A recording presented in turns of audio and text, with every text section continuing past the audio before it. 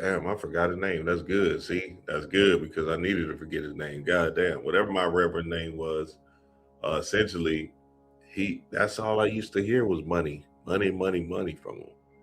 And, as a kid listening to that, you kind of like side eye. Me and my mama getting in a Toyota, a broke down Toyota with no gas, and my brother, and he getting in damn near a Bentley, a spaceship. And we just gave him our last $20 because my mama had faith. Shit, we got home, ain't nothing to eat. Shit, you feel me?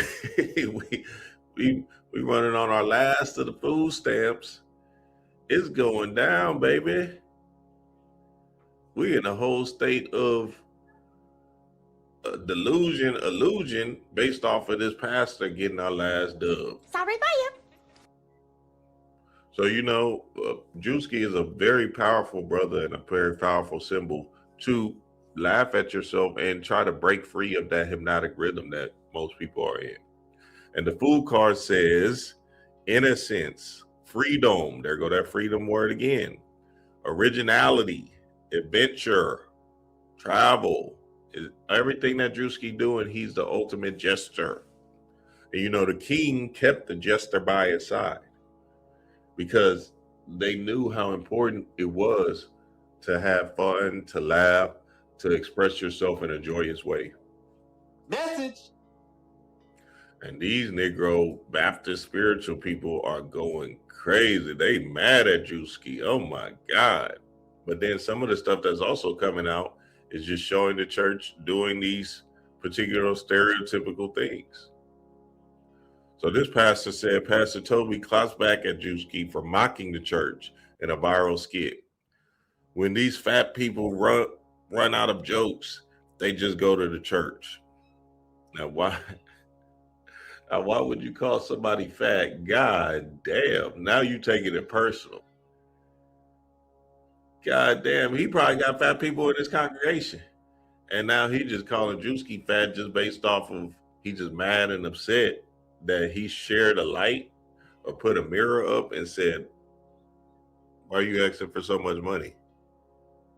Hey, why don't you do something with the money that can actually benefit the people that just gave it to you? Reciprocity is a thing.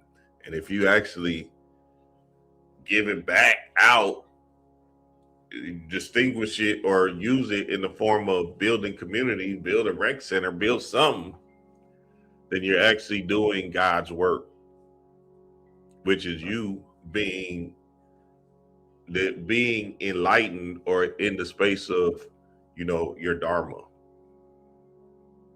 And your Dharma is just your purpose-driven work that actually gives back to people. But some of these preachers and Christian pastors believe that they're doing their Dharma based off of them just speaking. But words don't mean shit. Action tells the truth. Action is the wisdom.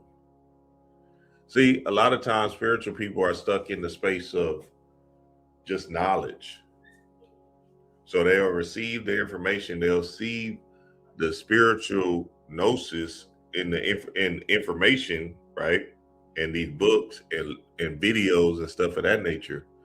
But then what happens is that's as far as they go because they don't actually do the work. So if you don't do the work, you're just a parrot, a regurgitator of information. The wisdom comes from you actually applying the work to you and then having your own aha experience, which comes into the understanding. So you got to do these particular chakra works, these particular meditations, these particular things in order to grow into the wisdom or into the understanding. And you got to ask yourself and just be honest with yourself. How many of y'all did a 30-minute meditation this year? 30 minutes. See, this rising, I've done a few different little works, if you will. I did a freedom meditation and I did a sacral chakra meditation. And the sacral chakra I was doing was a seed sound, though. The rum. Closing my eyes, visualizing the sun around my belly button. Because, I'm just doing a particular self-confident work. And, it's important for us to understand that the work is actually the goal and the God. Because we came down here to do this divine great work to understand ourselves from a different level, which is the mirror work, saying I love you in the mirror, right? Looking in the mirror, gazing in your eyes, and showing yourself love in the form of affirmations, in the form of mantras. Actually challenging yourself to go out and do particular things that might feel uncomfortable is a great work. Because again, you're trying to remove your old self and become a new. So a lot of times these preachers, these Christian preachers are just speaking and they think that's reciprocity, but the real reciprocity is actually doing some work for the community, which is actually more divine and more powerful. And I'm not saying build a bigger church so you can get more people in your church. That ain't no great work, my nigga. You got to do something for the people because you have a heart and you're, a man of God that says this is what God would love for the people to live through. Let me play this Reverend Ike video for y'all so we can go deeper into the fold. Check this out. I want to tell you how to use your mind. Hold on. To get what you want now. I mean, right here in Atlanta, right here in Georgia, right there, wherever you are looking and listening. First of all, you have to use your mind power to believe in yourself. The religious people would say to me, oh yes, Reverend Ike, you're telling people about believing in themselves, but what about believing in God? Well, who do you think God is? God has no personality except in man and as man.